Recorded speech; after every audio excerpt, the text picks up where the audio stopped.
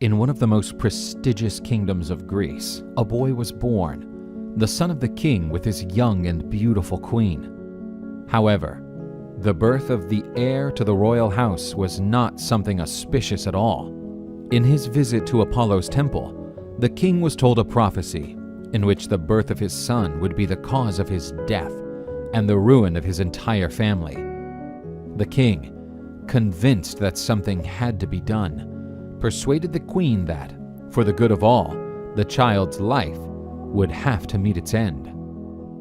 The baby is delivered to a servant of the king, who would have to take the infant to Mount Cithaeron. The boy had his feet pierced and a rope passed through them.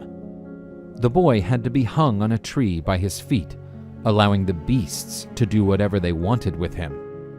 However, the servant could not leave the poor child in that place, and handed him to an unknown shepherd who was passing by with his cattle.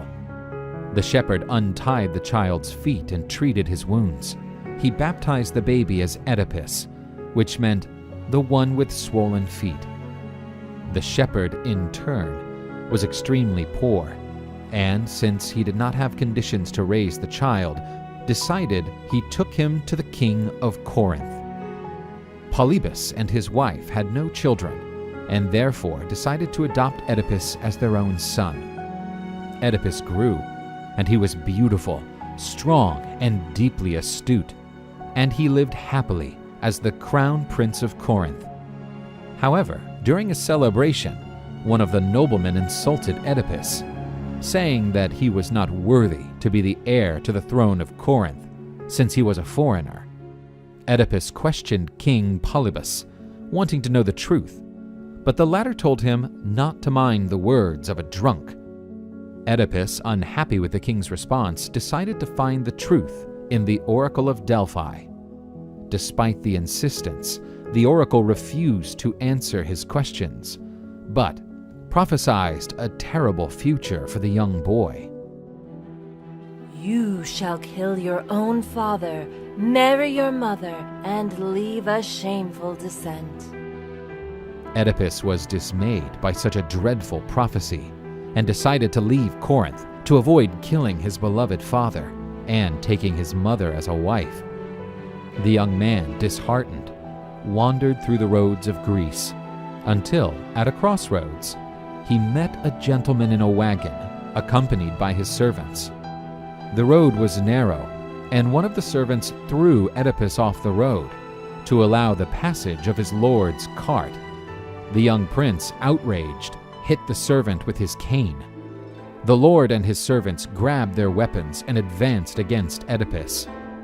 Oedipus was surrounded by aggressors, but his strength, agility, and youth allowed the youngster to defeat all his opponents. The lord and his servants were dead. Only one of the servants managed to escape. Oedipus, victorious, felt a strong sense of power after winning a battle against several opponents. The Prince of Corinth continued to wander through Greece when he was faced with the news that a terrible monster was terrorizing the region of the kingdom of Thebes.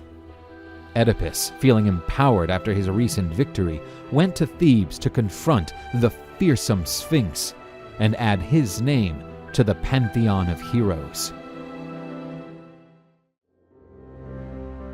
Oedipus, Prince of Corinth, had abandoned his kingdom after hearing from the Oracle of Delphi the prophecy in which he would be responsible for the death of his father, while also marrying his mother. In the name of the love for his parents, he left Corinth and began to wander aimlessly through Greece. In his wanderings, Oedipus heard rumors that a monster was devastating the city of Thebes. The creature was known by the name of Sphinx. It was a winged monster, a mixture of a woman with a lion. The vile creature stood on a rock near the city entrance, and all those who approached her heard the following sentence uttered by the Sphinx: "Decipher me or I'll devour you." And immediately after that, the creature presented a riddle to those who dared to approach her. All those who tried to decipher the enigma failed and were devoured. Creon provisionally reigned over Thebes, which was mourning the death of King Laius. After losing his firstborn to the Sphinx, Creon decreed that he would grant the hand of his sister Jocasta in marriage, queen and the widow of Laius, to the one capable of defeating the Sphinx, and this hero would become king of Thebes.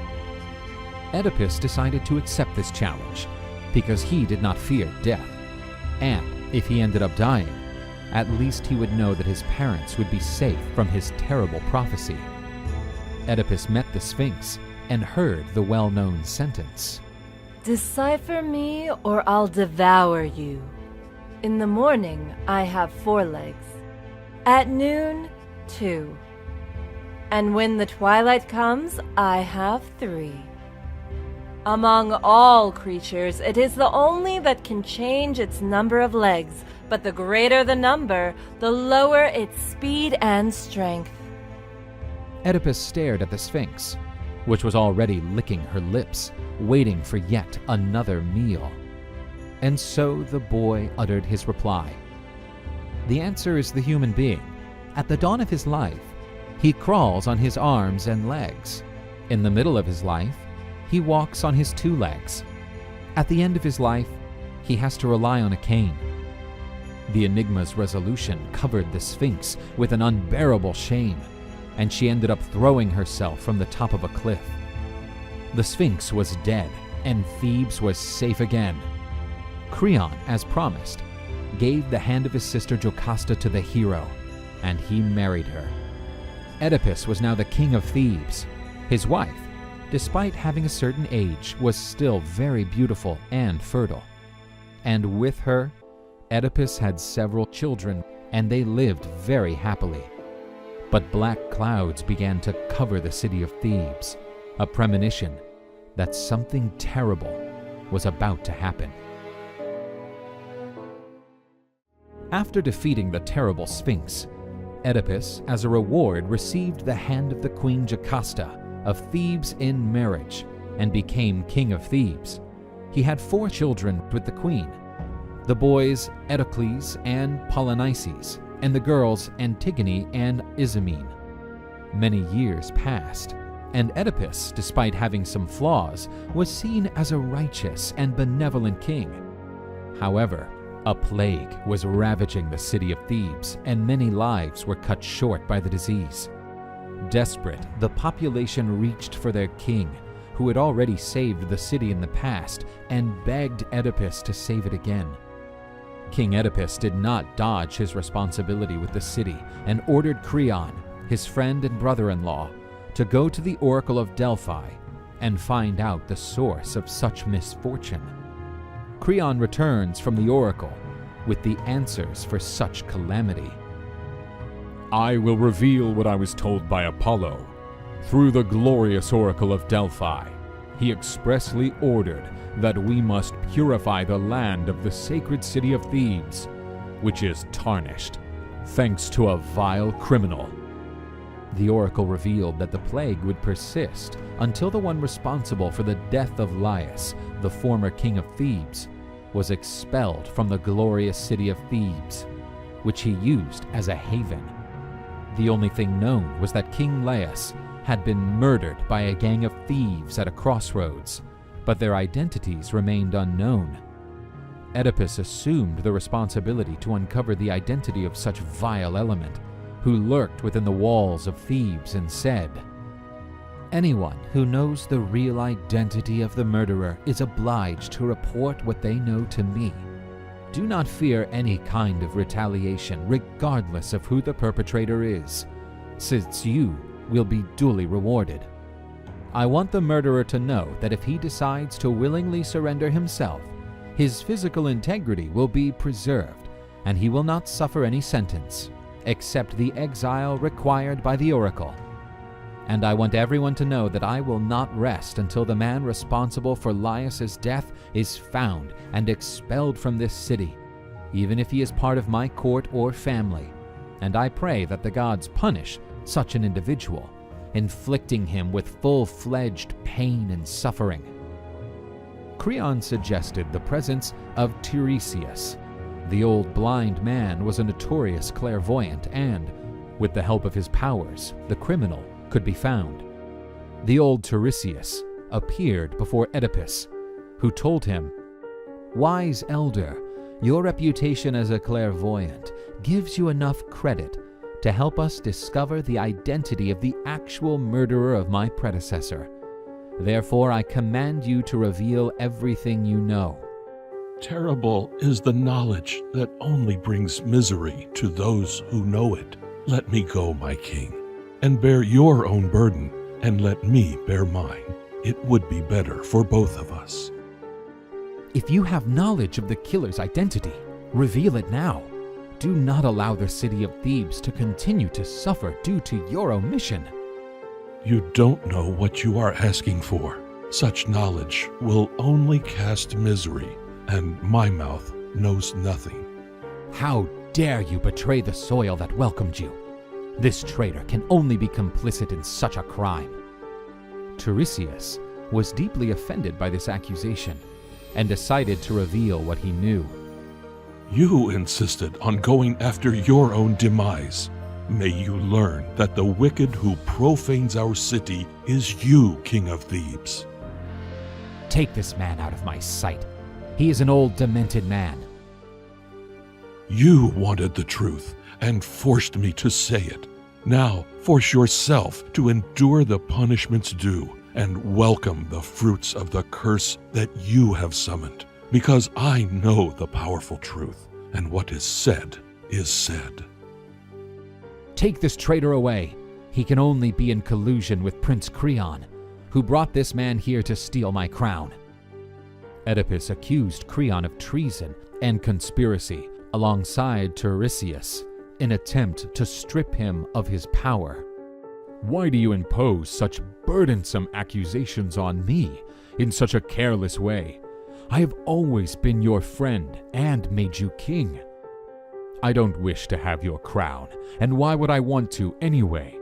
Standing by your side, I have all the benefits of royalty, without having to assume the heavy burdens of being a king. I never had the ambition to take your crown for myself. Queen Jocasta, who was watching everything, tried to calm the tempers of her husband and brother. However, Creon walked away, furious with Oedipus's accusations. Husband of mine, don't mind what that old charlatan told you. Those soothsayers and oracles no longer have the power that they once did. It was prophesied that Laius would be killed by his own son, and he died when he was just a baby. At that point, the arrival of a messenger from Corinth was announced, from the city where Oedipus's parents still reigned. My lord, I bring sad news from Corinth. Your old father has died, and for this reason you should return to your beloved city and take your throne as the king's heir. The news that you give me is sad indeed, but even so, it gives me great relief. The oracle predicted that I would kill my own father, and that I would marry my mother. You see, Oedipus, the oracle's word is no longer valuable. The old king of Corinth died without your intervention. But what if my old father died due to the sadness and despair he felt after I decided to abandon him? It's not prudent to return to Corinth and run the risk of ending up married to my mother. Don't worry, my king. The queen is not your real mother. She simply adopted you. How do you know such a secret? Because I was the one who handed you to her when you were just a baby. You were handed to me when I was crossing these lands with my flock. You had your feet pierced. After hearing what the messenger had said, Jocasta felt a deep tightness in her heart. Would you recognize the man who handed me, if you ever saw him again? Forget that, Oedipus. Stirring such wounds would only cause more pain. It's important to me to know the identity of my father and my mother, because I do not want to bring them the misfortune of my prophecy. Do not insist on going down that path. I beg you. Like I have to discover the identity of Laius's true murderer, it's my duty to discover the identity of my parents. This is my duty to Thebes and to myself. Don't you dare, sorrowful one! If you insist, that will be the only title you will carry for the rest of your life. Jocasta, desolated, crumbled into tears and ran to her room. Oedipus failed to understand the reason of such hysterical reaction from his wife, and believed that Jocasta probably feared the humble origin of his parents, something that could spoil the name of her family. While Oedipus was talking with the messenger, he is informed that the only witness of Laius's murder was brought to the court.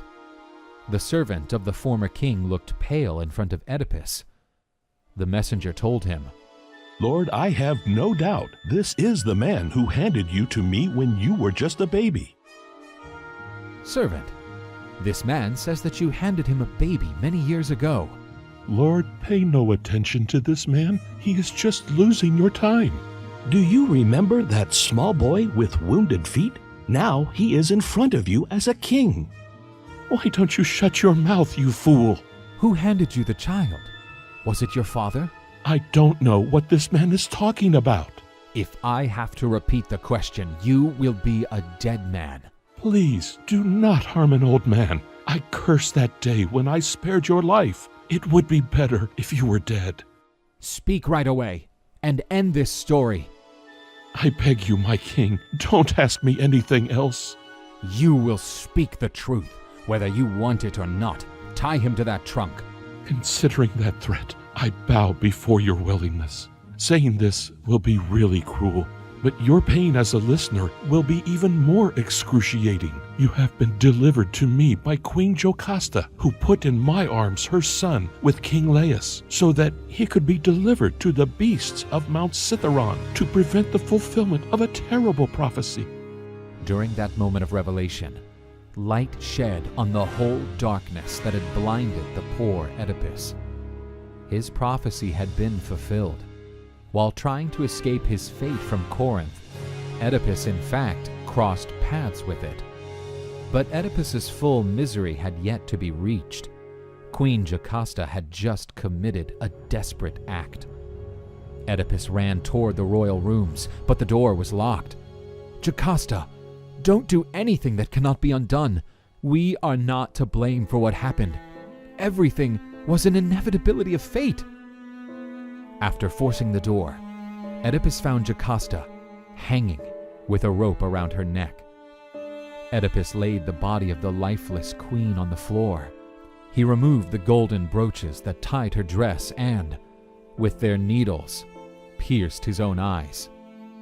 "Cursed be my eyes, which have witnessed such a dreadful scene. I therefore mutilate them so that I no longer have to face my parents in the kingdom of Hades."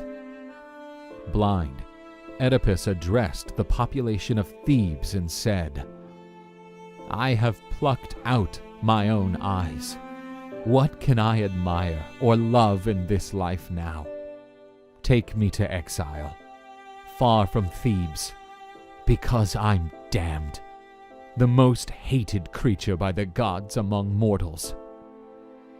Oedipus handed his crown to his brother-in-law Creon, who would take care of the kingdom until his children reached the age to reign. Oedipus was given to the cane of the neglected, and the wretched king was taken by his own children to the city gates. His beloved daughter, Antigone, stretched out her arm and decided to accompany her poor father in exile. For Oedipus, the presence of his daughter at his side could only mean that the gods finally felt sorry for a man so cruelly persecuted since the beginning of his life. Very few men have been as severely punished by fate as Oedipus. Ever since his birth, he was foretold of a terrible future in which he would kill his father and marry his mother. Despite trying in every way to escape his fate, Oedipus's path was unrelenting, and despite his best efforts, he only ran towards his ominous destiny. The great king who once ruled Thebes, Oedipus was now just a wandering ghost, a specter of his glorious past. Blind in exile and marred by the cruel fate that has haunted him since childhood, he roams the world with his faithful daughter Antigone, looking for a haven, a place where he can rest his weary bones. The long journey takes them to Colonus, a town near Athens. The air is fresh and laden with floral fragrances, yet Oedipus's heart is still burdened. He senses that his destiny has not yet been fully disclosed, and believes that he will finally find the peace he so desperately craves. While crossing a sacred grove, Oedipus encounters an imposing stone, covered in moss and encircled by ancient trees. With a hoarse voice, he asks to rest, looking to relieve his tired feet. "Stranger, this stone is sacred. Do not dare desecrate it with your presence. Leave before the Furies rebel against your impudence." Not knowing what the future holds, Oedipus feels a sense that he has finally reached his destiny. Is this the end of his long journey? With a pain-filled voice, Oedipus reveals his identity to the inhabitant, disclosing the story of his misfortune and exile. He tells of the loss of his kingdom, his blindness, the tragedy of his incestuous marriage, and the lingering guilt within him. "What is this place?"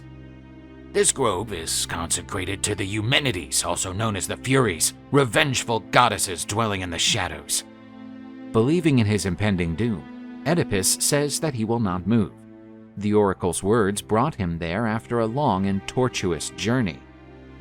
"I will report your presence and situation to the inhabitants, stranger. Let the gods decide your fate." In a low tone, almost whispering, Oedipus turns to the fearsome goddesses Eumenides, asking for protection and an end to his sufferings.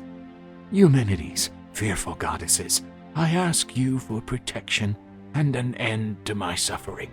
I am an afflicted man plagued by tragedy, and I seek shelter in your sacred lands. May the cruel fate that besets me come to an end." While Oedipus kneels in prayer, a group of elderly individuals from Colonus approaches him, observing cautiously. Upon recognizing Oedipus's face, they show astonishment and horror. "Oh, for God's sake! Oedipus, the king of Thebes, has arrived in our lands. This does not bode well." "Have no fear. I have not come to harm you. I seek only a place where I can rest my weary bones. Your presence means darkness and disgrace. You must leave." "Have mercy. Despite his faults, my father is a man tormented by the Moirai, and only strives for peace." The old man is deeply moved by Oedipus's suffering, but says that the land is sacred and his presence raises fear, which is why he ought to leave. "Athens is known for its justice and hospitality. I beg you not to cast me out. I seek only a place to find peace and solace in my last days. I beg you to grant me asylum." After a time of reflection, the leader of the elders says that they will take Oedipus's request to Theseus, king of Athens, for him to decide the man's fate. With his soul broken by the unknown future, Oedipus wonders if he will find shelter in a strange land without knowing if justice will find him or if fate will bring him to ruin. A glimmer of hope suddenly appears on the horizon. This is Ismene, Oedipus's other daughter arriving in Colonus, whose face is etched by the long journey and her concern for her father's fate. With tearful eyes, Ismene tells Oedipus about the tense situation in Thebes.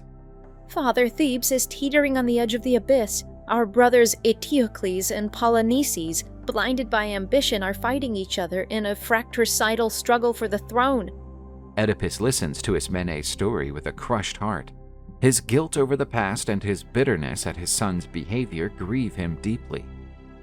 "A new prophecy says that your presence in Thebes can bring benefits, soothing the fury of the gods and leading the city to peace.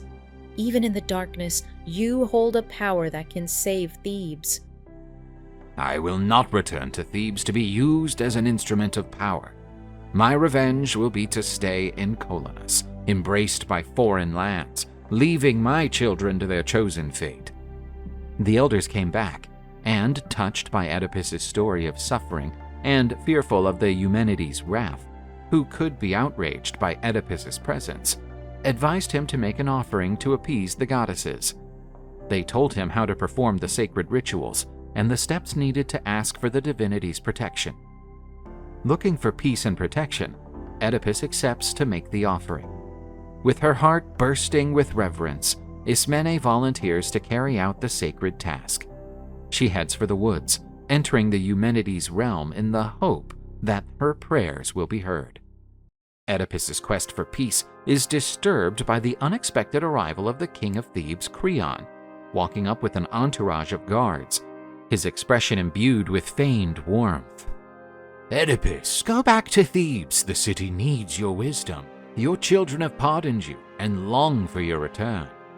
I will not be fooled. You are a traitor, an ambitious man who used me in the past and is now trying to deceive me again. You want to take me back just to secure power and avoid the prophecy threatening the city. Faced with Oedipus's refusal, Creon shows his cruel side. He orders his guards to capture Antigone, threatening to do the same to Ismene and Oedipus himself if he fails to yield to his will. When all seems hopeless, the king of Athens, the majestic figure of Theseus, appears, lured by the cries for help. His eyes turn to Creon, while outrage overtakes his noble features. Known for being a staunch defender of justice and hospitality, Theseus scolds Creon for his gall. Creon, your cruelty shall not be tolerated. Oedipus is a man scarred by fate, but he deserves mercy and justice. Creon covertly tries to justify his cruel actions. Oedipus is a parricide and incestuous, a blemish on any land that welcomes him. He defiles Colonus with his presence. With his voice breaking with emotion, Oedipus defends himself against the cruel accusations. My past actions were unintentional, the fruit of a cruel fate. I plead for justice and compassion. My soul yearns for peace and redemption. While the dispute between Creon and Oedipus escalates, a new character emerges to intensify this family drama. Polynices, Oedipus's son, comes to get his father's support for the war he intends to wage against his brother Eteocles. Father, forgive me for having chased you out after my mother's death. I need your blessing for the war. I promise to return the throne to you and quieten the kingdom. But Oedipus is not moved by his son's pleas. I'm not moved by your urgings. I remember the betrayal and abandonment I suffered. I curse you for telling that you will die in the fratricidal war you promote. Faced with his father's curse, Polynices implores one last act of compassion. If I die, father, I ask only for a worthy grave. Unlike me, you are bound to the cruel fate you yourself have chosen. As Polynices turns away, a mighty thunderclap rips through the skies of Colonus. His heart torn by the family tragedy, Oedipus senses that his time is near. Death, which has pursued him for so long, finally found him in foreign shores, far from his homeland. Oedipus understands that his last moments are near and wishes to share a secret with the king of Athens. Theseus, loyal to his promise to protect Oedipus, readily comes forward. The exiled king, his voice weak but steady, reveals that death is looming and that he wishes to make one last request to the king of Athens. Keep the spot of my grave a secret. This sacred place will ensure Athens' victory in future wars, but it should remain hidden forever. I swear to protect your secret. I will honor your memory and look after your daughters. With a heart overflowing with love and sadness, Oedipus bids farewell to his daughters Antigone and Ismene. Guided by an invisible force, Oedipus leads Theseus to the place of his death, a sacred and mysterious place deep in the woods. The atmosphere is filled with power and mysticism as they approach Oedipus's final destination. Before long, he disappears without a trace, shrouded in a flash of light. The earth opens up to welcome him, but the mystery of his death lingers forever. True to his promise, Theseus keeps the sight a secret and returns to Oedipus's daughters, offering them solace and protection. The news of Oedipus's death reaches Colonus, stirring up emotion and sadness. With a heavy heart, Theseus reveals to the elders that the exiled king has found peace and that his legacy will forever protect Athens. Now orphaned and helpless, Oedipus's daughters ponder the future. The shadow of family tragedy looms over them, and the impending war in Thebes threatens to destroy all that is left of their family. Theseus, touched by the young women's suffering, approaches them and speaks words of comfort. He promises to protect and help them find their way, honoring the promise he made to Oedipus. Wanting to pay their last respects to their father, Antigone and Ismene ask to see his tomb. But Theseus, loyal to his promise, reveals that he cannot grant their request. The spot of Oedipus's grave must remain a secret, so that the power emanating from it can protect Athens. Although grief-stricken, Antigone and Ismene display the strength and courage they inherited from their father. They resolve to return to Thebes, willing to face fate and try to stop the fratricidal war threatening to destroy their family and city. Oedipus, the fate-scarred king, at last rested in peace in a foreign land. His suffering legacy turned into hope for the future of Athens. The Athenian people would never forget his promise to take care of Theseus's daughters. After King Oedipus left Thebes, burdened by guilt and the shadow of a tragic destiny, he ended up leaving a power vacuum in the city that had previously thrived on his leadership. Blinded and tormented by the self-fulfilling prophecies that had haunted him since childhood, the exiled king left a fragile kingdom behind, divided by ambitions and resentments, opening the door to a conflict between his sons Eteocles and Polynices, which would become the ruin of the city. Before this, the streets of Thebes, once vibrant and prosperous, turned silent and charged with apprehension. People accustomed to Oedipus's steadfast presence now felt lost and insecure. Two ambitious young men, brothers by blood but estranged by an abyss of resentment, were fighting hard for the throne.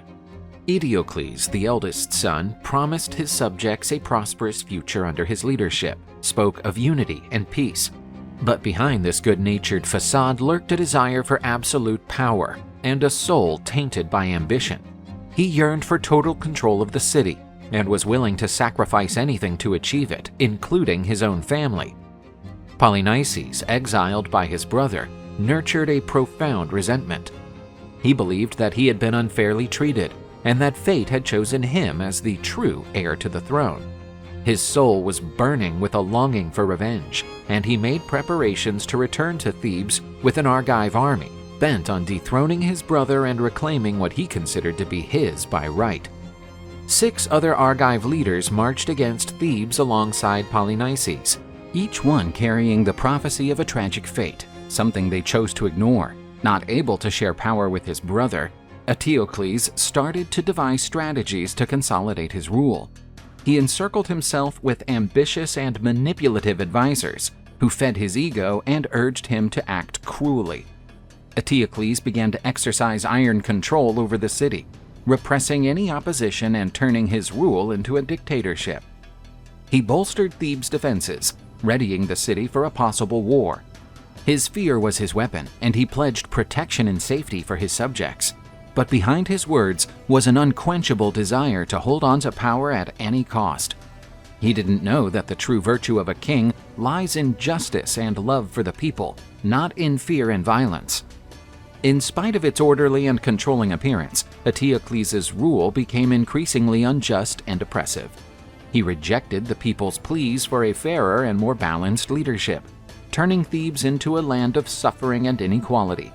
People began to rebel against Eteocles' tyranny, and the city split into 2 enemy camps, those who supported the cruel king and those who craved a change of regime. Polynices returned to Thebes leading an Argive army, ready for battle.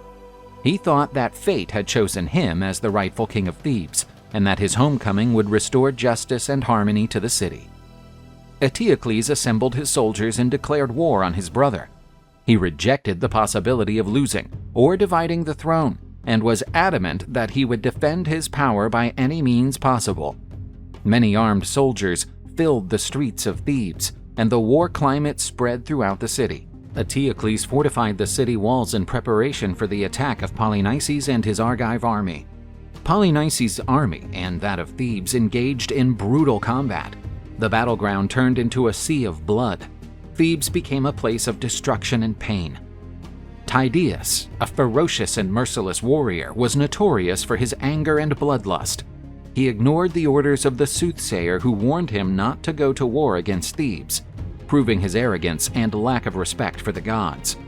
The experienced warrior took down several Thebans, but death in combat against one of Thebes' defenders was unavoidable, representing divine justice over unbridled violence.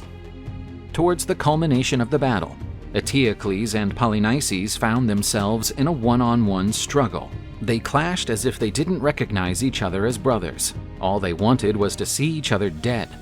The fratricidal turf war escalated to its peak when both brothers fell dead in front of each other. When the battle ended, the silence was heavy with sadness. While Thebes had won the war, the cost of victory was sky high, costing the lives of the king and his heir apparent. The brothers' blood had tainted the city forever, and the people were left shattered by the loss of their leaders and the destruction of their homes. Once a symbol of prosperity and unity, the city was now a ghost of its own past. The fate of the 7 Argive leaders mirrored the curse that had befallen Oedipus's family. The pursuit of power, revenge, and disobedience to the gods resulted in suffering and death for everyone involved. These 2 dead brothers symbolized the cruel fate that had befallen Oedipus's family. There seemed to be no end to the cycle of hatred and violence that hung over the members of the Theban royal family. Weeping women lined the streets, bereaved by the loss of their husbands, sons, and brothers. A city that had once been a symbol of prosperity and unity was now submerged in despair and pain. Creon, the uncle of Oedipus's sons, succeeded to the Thebes throne and took advantage of the city's fragility to cement his power. He issued a decree forbidding Polynices, deemed a traitor for attacking the city with a foreign army, from being buried. Under the edict, he and his allies were to be left unburied, as food for the birds and dogs. Creon's order triggered a new wave of outrage among many Thebans. The people revolted against the new king's callousness. The city was split between those who supported Creon and those who decried his decision to deny Polynices a proper funeral. Antigone, Oedipus's daughter and sister of Polynices and Eteocles, found herself unable to accept Creon's seemingly inflexible decree. Prompted by her conscience and love for her family, she felt compelled to break the law enforced by a mortal and demanded that the god's intentions be respected and that she be allowed to honor her brother's memory. Antigone believed that divine law was above human law, which meant that no person was to be deprived of a proper funeral, even if they had made mistakes in the past. She had debated her decision to go against Creon's decree with her sister Ismene, who was afraid of any consequences of defying the new king's power. Ismene was well aware that disobedience could lead to death, but Antigone refused to allow her brother's body to be disregarded. Unshaken in her resolve, Antigone decided to take action and bury Polynices' body. Her love for her brother was stronger than her fear of death. Ismene attempted to discourage Antigone, but her sister was determined to follow her own conscience. She said goodbye to Antigone with fear and unease, knowing that her sister's life was at stake. Beneath the shroud of night, helped by some Thebans who shared her outrage at Creon's decree, Antigone found Polynices' body, left unburied on the edge of the city. Her hands shaking with emotion, Antigone knelt by her brother's body. She took a handful of earth and scattered it over his corpse, a small but meaningful act. In Antigone's eyes, this was a divine form of justice, a recognition of human dignity that transcended earthly laws. The news of Polynices' burial soon reached Creon's ears. The royal guard, entrusted with enforcing the decree, found Polynices' body strewn with earth and rushed to report the finding to the king. Antigone's disobedience was a straightforward challenge to his authority and an attack on his power. Creon was furious at the boldness of someone who had flouted his decree. He was bound and determined to find the culprit. Knowing that her action would not go unnoticed, Antigone prepared herself to face the consequences. She knew that fate had brought her into an unavoidable conflict, but she refused to give in to pressure and fear. As the guards brought her before Creon, Antigone did not shrink from admitting that it was she who had buried Polynices. Before the king, Antigone accepted her disobedience with courage and dignity. She defended herself from Creon's accusations, claiming that divine law took precedence over human law, and that she was only doing her duty to honor her brother's memory. While Creon's face stiffened with anger, he strongly defended his decree. He argued that the well-being of the state took priority, and that Antigone should have obeyed the law. In his view, the city's order and stability relied on compliance with the established laws, and any disobedience threatened to undermine the king's authority and jeopardize social peace. He reinforced his position by arguing that Polynices was a traitor who had threatened Thebes with a foreign army, and that he merited punishment. Antigone had acted for personal reasons, disrespecting the law and the authority of the state. He considered her behavior a direct attack on social order and a threat to the stability of the city. With a firm and strong voice, Antigone defended herself audaciously. She contended that the state law should not deny justice to the dead. In her view, the requirement to give her brother a proper funeral was a sacred duty, a matter of conscience and faith in the gods. Antigone pointed out to Creon that all humans are subject to the will of the gods and that death does not void the right to dignity and respect. Unfazed by her words, Creon refused to give in to Antigone's arguments. As far as he was concerned, the state law was beyond question, and disobedience would not be tolerated. Creon sentenced Antigone to death, ordering her to be taken to a cave and left to starve to death. This death sentence was a tyrannical act of cruelty and intolerance. It showed that the king's ambition for power was greater than compassion and justice. He was determined to keep his authority at all costs, even if it meant the death of a young woman who was only trying to honor her brother's memory. As Ismene witnessed her sister's condemnation, she gave up in despair. In a gesture of desperation, she took the blame for Antigone's actions, hoping to alleviate her sister's punishment. But Antigone said that her sister had played no role in her crime, and that she was only trying to protect her, as is the duty of a good sister. The death sentence against Antigone reverberated through the royal palace corridors, striking fear into Haemon's heart, Creon's son, and the young woman's fiancé. With a pale face and tear-filled eyes, Haemon stood before his father, begging for mercy. He pleaded with Creon to overturn the death sentence against Antigone, reminding the king of the love that bonded them and the justice of their cause. With his heart toughened by pride, Creon refused to give in to his son's pleas. He argued that the state law ought to be obeyed, and that family love could not undermine the king's authority.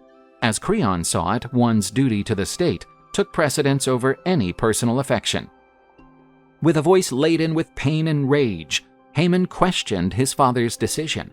He reminded Creon that the people of Thebes were turning against him over the death sentence against Antigone, and that the city was being torn between justice and tyranny. Creon adamantly refused to change his mind. He dismissed his son's pleas and reaffirmed his decision to execute Antigone. Creon's refusal left Haemon heartbroken and desperate. He realized that his father's love of power was greater than his love for his family, and that the city was being held captive by the tyranny of a ruler blind to justice. Antigone was thus brought to her sad fate. A messenger arrived at the palace sometime later with the tragic news of Antigone's death. He told Creon that Antigone had been found murdered in the cave, hanged with her own veil. But the messenger had some other news to break to Creon. Haemon, helpless to bear the pain of Antigone's loss and his father's injustice, took his life in the cave with his beloved. He fell on his sword in a desperate act of love. The king, who once believed himself to be in an unbreakable position, and who once saw himself as the unchallenged ruler of Thebes, now saw himself as a defeated and humiliated man. The fury of the gods, whom he had despised with nothing but hubris, had come down on him with all its might. The pride and determination that had guided him until then had morphed into an unbearable burden of guilt and remorse. Unable to bear the pain of losing her son and her husband's cruelty, the queen also took her own life. At last, Creon, utterly heartbroken by his children's and wife's deaths, understood the extent of his error. The city's streets echoed with hymns and wails, reinforcing the idea that divine justice is not an abstract concept, but a force that will punish arrogance and disobedience. Creon's tragedy was a reminder to all those who dared to despise the gods and act proudly and unjustly. Totally broken by suffering and the cruel fate that had befallen him, Creon withdrew in despair, burdened by his guilt. He had lost everything he loved and seemed destined to live in a perpetual state of remorse. But Creon would not reign over Thebes for long. He would be overthrown by his enemies and die in exile. And so came to an end the suffering that plagued the Theban royal family. Oedipus's curse, which had lasted for generations, was undone with the death of his descendants and Creon's ruin. Pride and injustice had finally been punished by the gods, and the city of Thebes was released from the burden of the cruel fate that had tormented it for so long.